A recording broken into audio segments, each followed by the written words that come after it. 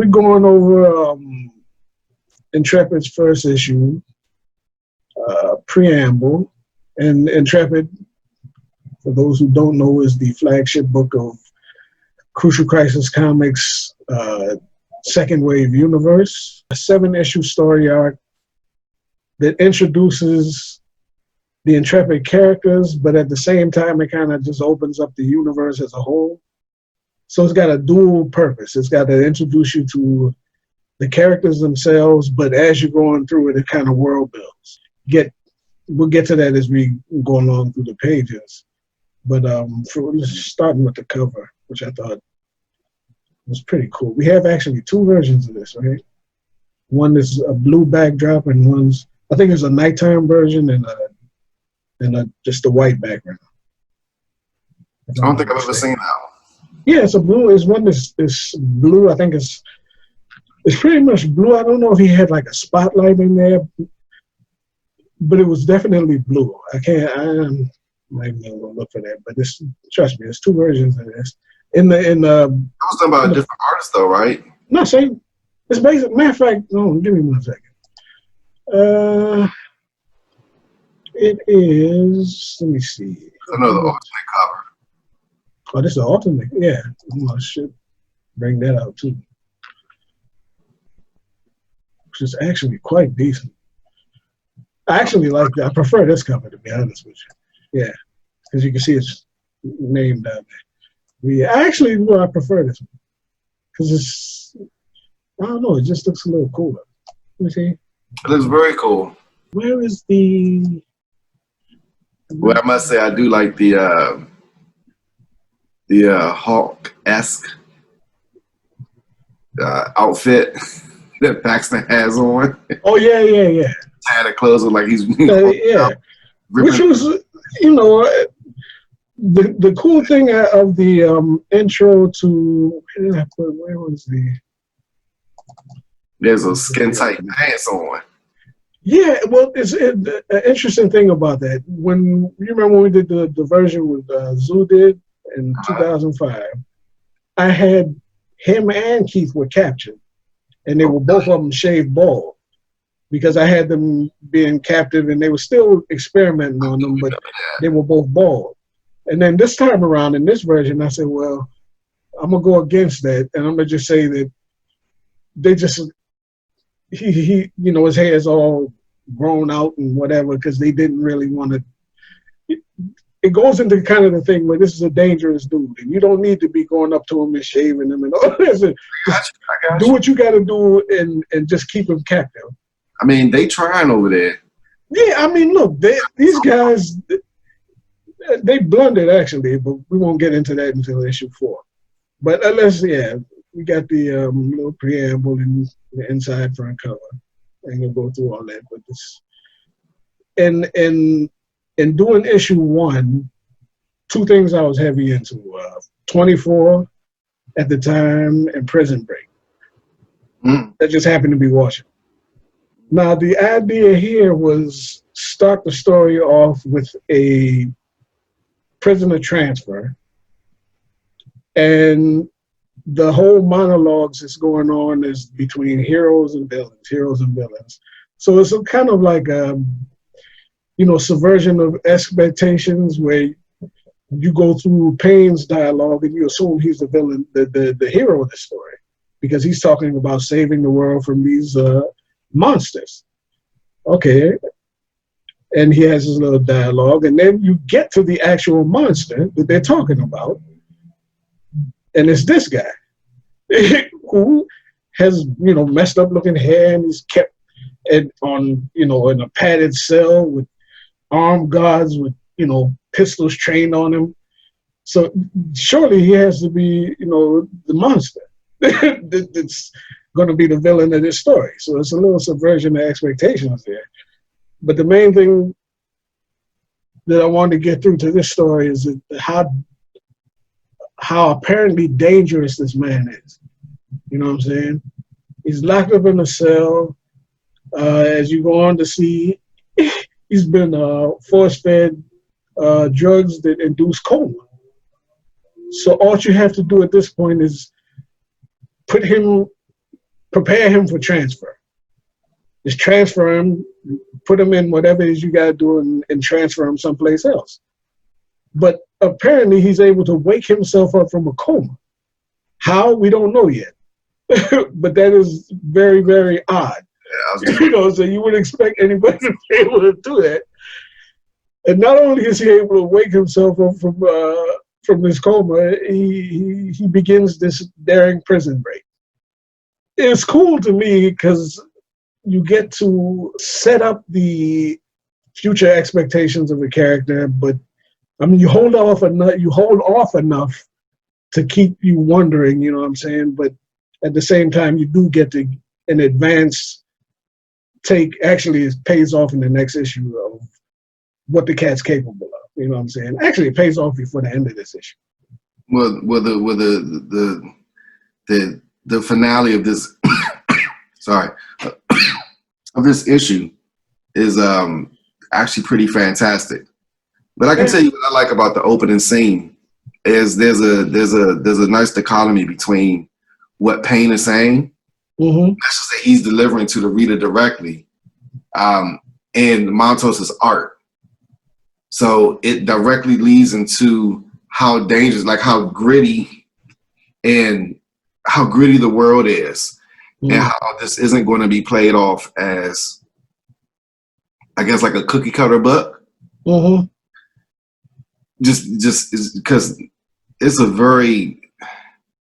not a chaotic style, but it's like controlled chaos. You know what I mean? Like, I guess, like Dark Phoenix confined into Jean Grey. It's like you can tell this is a nasty world, and just the way that he comes off, the way that Payne comes off, he has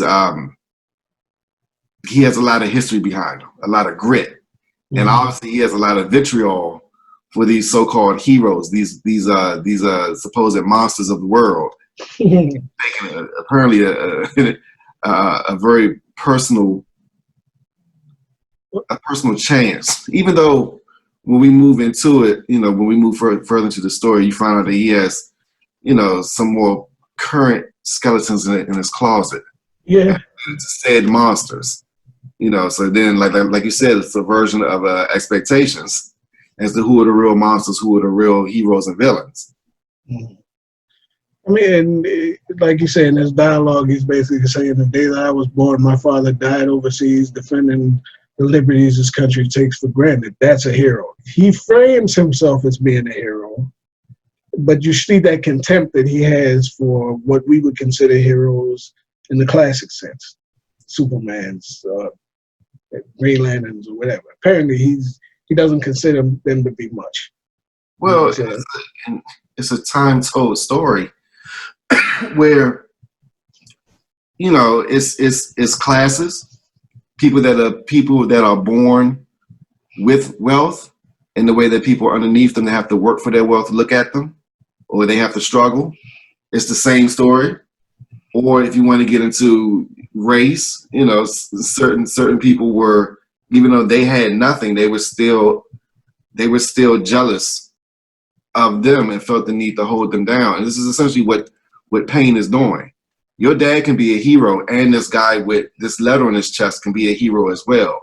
They both serve in their own way. Just like when you're in the military, the receptionist in the military serves the same as the person that's on the front line. They each have their duties that they have to do. But for whatever reason, people don't look at the receptionist as being as important as the person that's on the front line. And Payne has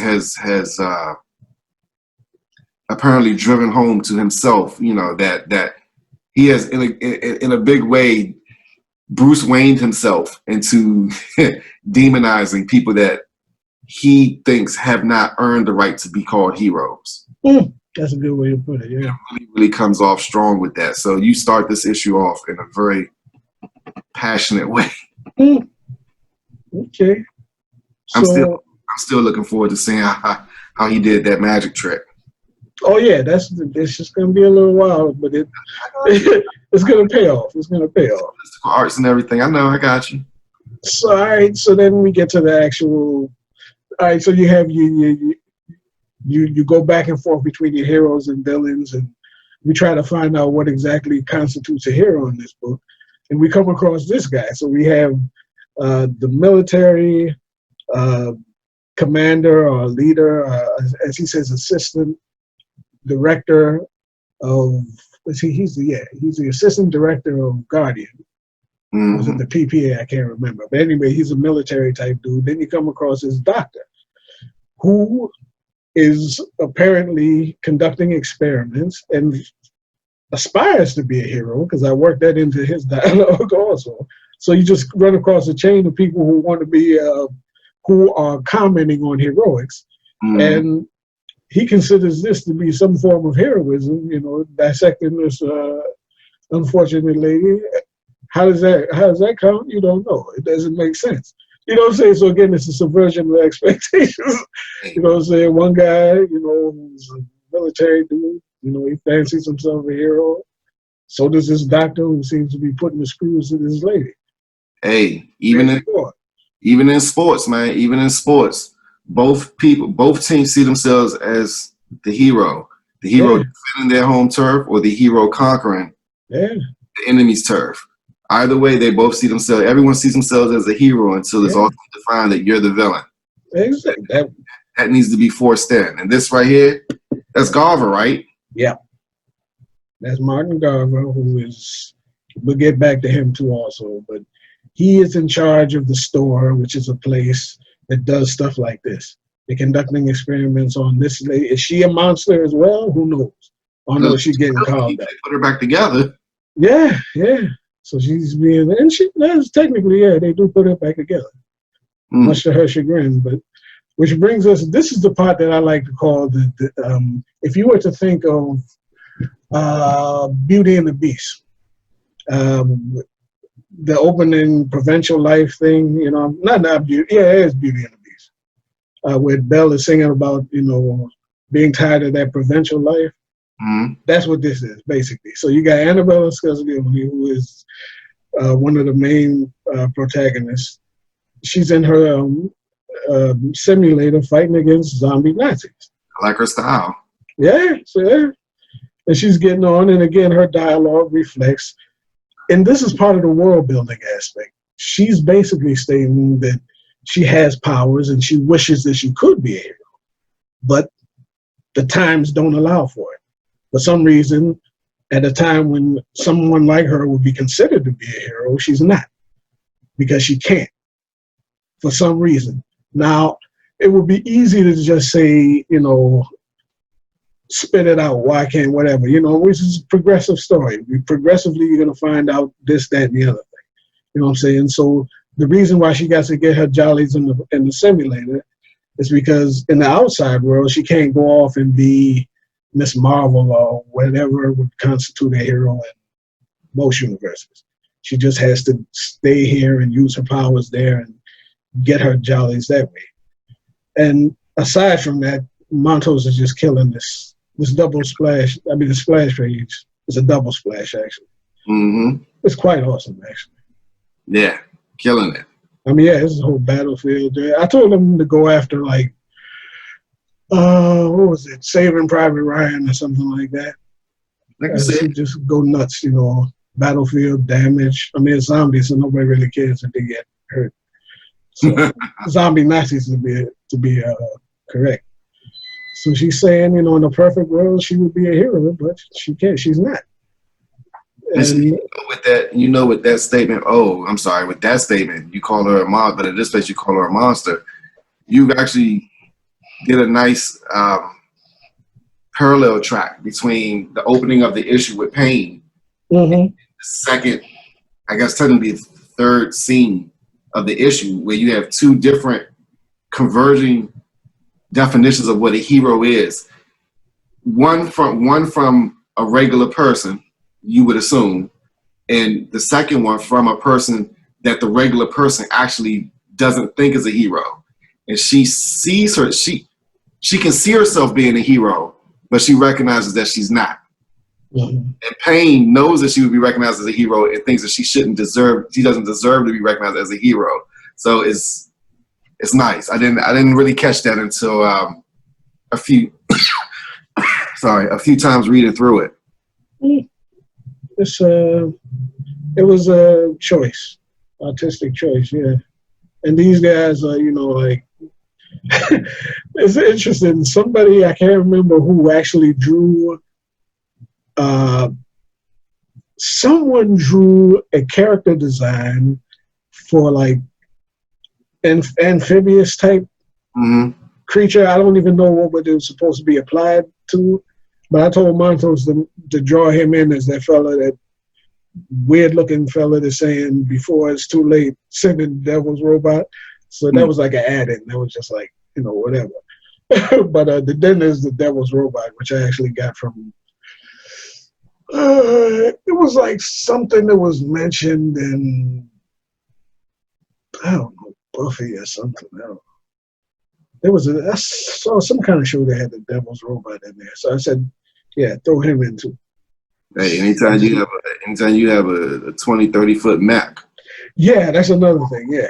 And I like that shadowy type feel that it gives them a good sense of size and scale. And she, again, highlighting this chick's capability, she dispatches him relatively quickly, as we'll see. But enter her father, Vincent, another of the protagonists of the story.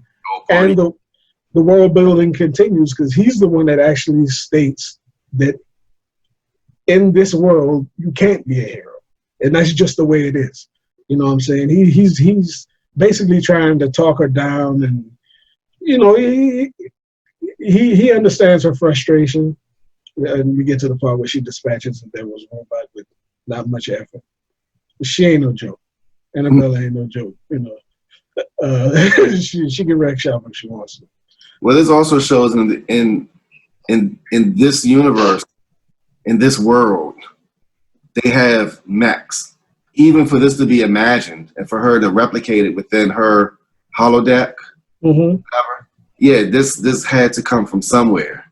Yeah. So these things are out there, which also is extremely, or at least they were out there at some point. So you would assume that if this is, you know, let's say 2020, or let's say even 2000s, going back, and it's relatively the same time that the 40s and 50s. And so you're still looking at, you know, 50, 60 years of history right here that she's playing around with that was relatively dangerous. So what kind of world is this? That's a good point, because this is technologically and in other aspects, it's not the same world. Exactly. And we show that more than we said, which is good, because you're supposed to show, not tell. I think that's how it works. So yeah, some things are subtle.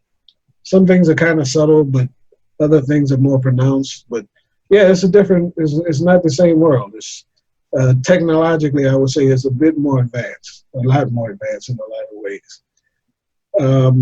Then we get to the pep talk. Basically, yeah, that's when we get the point that super powered people are not, at least in America, I'll say that much, don't really exist. And from the opening, the little prologue, it even says, you know, there was an age of heroes, there was a heroic age, that heroic age fell. And so you get a person of her caliber that can't go out and save anybody. But Pops even brings out that your power, your most important power is your genius, your mind. She created that holodeck. You know, and everything in it, and a lot of other stuff. You know what I'm saying? She'll tell you in a heartbeat she's a genius. You know what I'm saying? She'll tell you herself. You know what I'm saying? She's arrogant, maybe a little bit, but whatever. I can tell you, this was actually my least favorite scene in the book for a few years. Yeah. Yeah, because I thought it took the reader outside of the story, outside of the world that you were creating, outside of you know, Paxton escaping and whatnot. And it wasn't until I don't know how the transition happened in my mind, but I realized that the book wouldn't work without this scene, without showing Paxton, you know, two sides of the same coin. Payne on one side and Bella on the other side, and then Paxton being the Paxton representing not just a person that was being that escapes to drive the story forward in the action sense, but he is the consequence of both of their actions. Her wants and Payne's need to control people that have powers, people that he can convert to have other powers that only he can control. So you realize that, especially with, well, I guess moving forward, we'll see that that he doesn't have problem with people with powers. He just wants to control them. And this scene just actually makes it gives the heart to the story, which I realized too late. That's what you wanted Bella to be. Yeah. I mean, in the broadest sense, Intrepid is Joseph and Bella's story. It's the story of two people trying to make the world better. Everybody else falls in around them. It's like, I don't want to use metaphors too far outside of what we're saying, but Vincent comes in through Bella. Keith comes in through Paxton, if you're setting up the group. But the group is mainly based around Paxton and Bella. It's their attempt to make the world a better place, primarily by solving this mystery, which we're going to get into, which is, I ain't even going to say that. The fall of the first heroic age is a mystery that they have to solve. Of course. In the broadest sense, you know what I'm saying? But it's about them. So I had to get her into the first issue. So it's a brief snippet, but it had to get her, set her up, because you won't see her again until what, 3 or 4? 3? 3, I believe. 3, yeah. You're at the tail end of 3 too, because it's like the last page of 3 is when she comes back in. Yeah, she's and then 4. Yeah, exactly. Yeah. So, and then from here it's all just beat downs, which is the brilliant part to me is, like I say, what's implied by what this dude does. Unarmed, he wakes up from a coma somehow, and then proceeds to jack all of the people in this installation. And the thing is, there was only one prisoner in this installation, him. It's not like it was a prison yard where, you know, he was one among many. It was just this one dude. You know what I'm saying? And that convoy that they had, that Payne had coming to pick him up, was for one dude. So this is a very dangerous individual. And he just proceeds to beat the living crap out of everybody in here and kills no one. Which we're going to find that out until later, but none of these people actually get killed. I mean, you can see right here, when he's walking away, they're alive. Yeah. Had he wanted to kill them, they'd be dead for sure. You know, sometimes it's probably better to be dead. Look like my man knee down there is busted. Yeah, it's done. I mean, it wasn't like he was patting him on the head. You know, you got dudes coming later. All these guys, you know, they got air support, you know. And this is one of my favorite pages because they're in communication with the people inside the base saying what's going on. Apparently, he knocks out the lights, the power to the whole station, plunging it into darkness. They're shooting around trying to get this dude and probably wind up shooting each other more than shooting him. Of course, that's what his purpose was. Yeah. So shows a level of strategic, you know, acumen as a dude that just woke up from the coma. That's pretty good. And then the rest, like I say, is just, it ain't even too much dialogue. It's just a man gets out, they try to kill him, and this is just an ace shot right here. That's the shot. Another shot right here. He just leaps up into the air, and it's visceral. Madness ensues. Bap. You know, they just get caught. You know what I'm saying? It's what it is. So I had to establish, that this dude is just the bad. He's not to be messed with. And then this is probably not even at full speed and not even with full awareness. You know what I'm saying? I would even argue, knowing the story myself, that he's probably operating somewhere around cognitively about 80%. He's just beating these dudes down because he can. You know, and the only words he says, aside from sleep, is "Hold on, Nadia, I'm coming." So that might shed some doubt into him being a monster. Unless Nadia, whoever she is, unless she's a monster too and he wants to go save her. You don't know. But I just like the escape. It's pretty decent. And then we find out that there was how many? How many agents were there? 143. Was it? That's what it was? Yeah, 143 agents just taken out and left the Joker in ruins. Still, some of them are alive. Like I said, some of them. I happen to know that they're alive, but or at least they were alive when he left. I don't want to give away too much, but when he left there, they were alive. I say that much. I'm pretty sure that man, what's his name again? Payne. Yeah. I'm pretty sure Payne had them cleaned up, the area cleaned up. We get to that in 7. Mm-hmm. We revisit it's a bookend type situation. In issue 7, we revisit this exact same scene and find out what happens after he left. And it ain't cute, but it is what it is. You know what I mean? So when he left, there were 143 agents stationed there, and he beat them all down and walked away. Now the manhunt begins. So all of this was to lead into a manhunt that carries on. The manhunt actually ends. It's not that long. It doesn't last that long. Actually, around 4 or 5, it ends because another set of problems jumps up where they have to call off the manhunt. Otherwise, you implicate yourself into basically an international incident. You know what I'm saying? So, which goes to show that these guys are kind of shady. Of course. We'll find that out as we go along. So these guys are not quite what they seem, which was, who said that? Everything is not what it seems. That kind of, I think it was, everything. It comes up in dialogue somewhere. I think it might have been Annabelle said something like that. Anyway, but everything's not quite what it seems. You know what I'm saying? And as a start-off issue, I was satisfied with it. I thought it was enough teasing to get people into the story, but not I mean, and it's interesting, we had a lot of reviews where people were kind of expecting to just get it spoon-fed to them and just, you know, what's that? What does that mean? Who's he talking about? I'm like, just read the next issue, man. You know what I mean? I'm not. That's because we come from a background of reading. Yeah. Reading a lot of manga and looking at a lot of anime, and so there's always a slow burn to a lot of things that we do, and you got to lay those crumbs out there. You've introduced the two main, like you said, the two main protagonists that this entire second wave universe is going to be on their shoulders.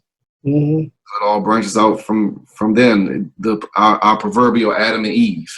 Yeah. And this, I mean, it's so much it says so with the title, Preamble. What's a preamble? Preamble's like an overture. Mm-hmm. It's not giving you everything. It's just giving you a little taste of everything that's going to happen. And there was a lot of critiques too. Mm-hmm. There was a lot of critiques that people, and some of them weren't even that we didn't give, that they wanted, how to say this?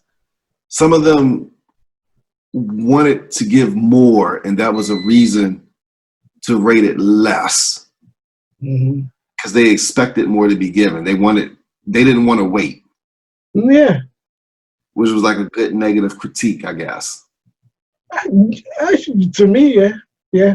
Because I mean, like you say, we reading manga, and I mean, if I read the first issue of Naruto, I didn't know everything that was going.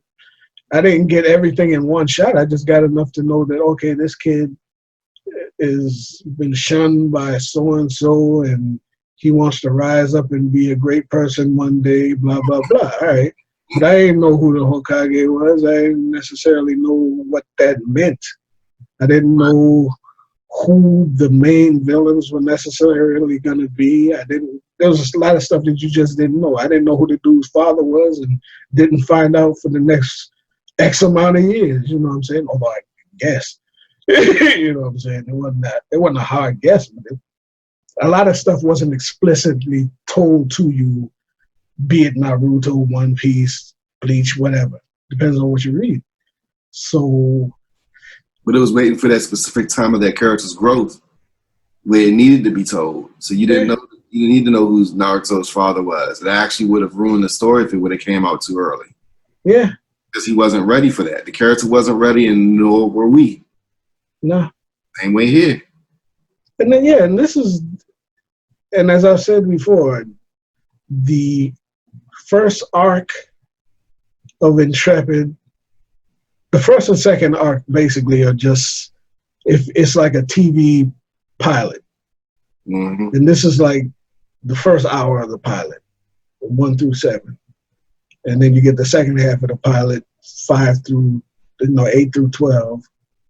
And that tells you pretty much everything you need to know about the show.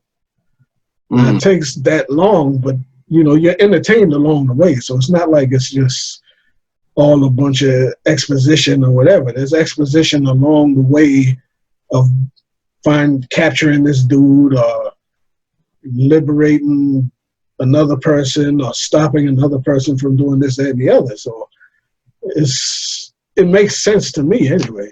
But a lot of, like you say, the critics criticize. Well, I don't, their plight don't really affect me that much. Their comfort level don't concern me too much, but they're critics, so I guess they have to be listened to by somebody, I guess. Yeah, I know you're feeling about critics. Yeah, I don't really care. I don't really care. All I know is the art was on point. The story said what I wanted it to say. Point two. And a lot of people liked it. That's all I can say. A lot of people like it. So, and I think now it actually, as I told you before, I think the times that we're in now, the political discourse that we're actually going through right now for the past few years is a perfect ground for this story to finally catch on. Yeah. Even more so than when it originally came. When we originally launched it, it's more identifiable right now than it was 5 years ago. Yeah. So. And that's saying something. A lot of stories do not stand up to the test of time. Yeah, this does. It definitely does. So that's Preamble. That's how I got started. We'll fly into the Ballad of Fallen Saints, which I just thought was a great title. La Ballad de los Santos Caídos. It is. Now Spanish people can read it. Yeah. Hey, look, and then, like I said, I'm not even apologizing. I was going into my Sergio Leone spaghetti western mode. That's what I had to do, man. I had to do what I had to do. So it's in Spanish, and then, the cats that can speak Spanish got it, and the ones that don't, hey. But, well, we'll get into that later. So it's Google now. Don't feel bad about it. It's Google now, so people can just literally Google. They don't have a Spanish friend that can translate it for them. They can just Google it, and it'll let them know. And they don't feel as bad anymore. And as we'll get into, when we get to issue 2, you don't need a translator. If you don't speak a word of Spanish, you should easily be able to follow the conversation. Exactly. Oh, the English, basically, the English around the Spanish translates the words.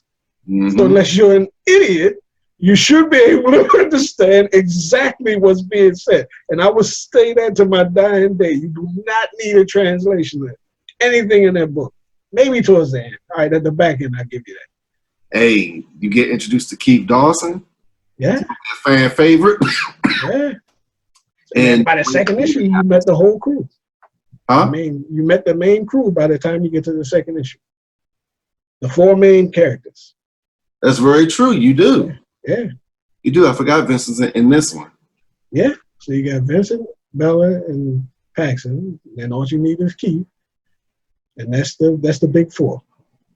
So that's my Fantastic Four, which is basically what Intrepid is my Fantastic Four. So, all right. So that wraps up issue 1. Next, we get into La Ballad de los Santos Caídos. Peace. Peace out, people.